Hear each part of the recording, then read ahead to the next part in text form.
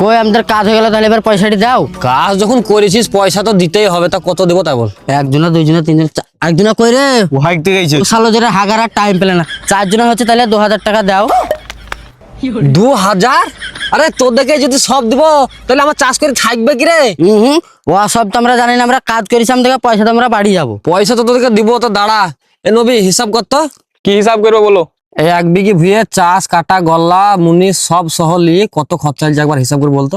শুনো তাহলে, পাম্পের পানি 1000 টাকা, চাষ 1500 টাকা, সাহার 1300 টাকা, মুনিশ টোটাল হয়েছে 8500 টাকা, গাড়ি ভাড়া হয়েছে 1000 টাকা, নিজের খাটনি 6 দিন আসা যাওয়া 3000 টাকা, টোটাল হয়েছে 16300। এবার ধান কট্টা হবে 1 বিঘি ভুঁইয়ে?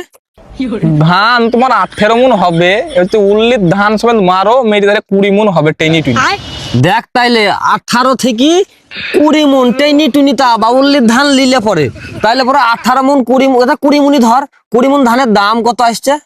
20 মন ধান যদি বিচি হিসাব করো তাহলে মোটামুটি 16,000 টাকা মতন আসবে। মানে 16,000 টাকা, আর ওদিকে খরচা হয়েছে 16,300 টাকা।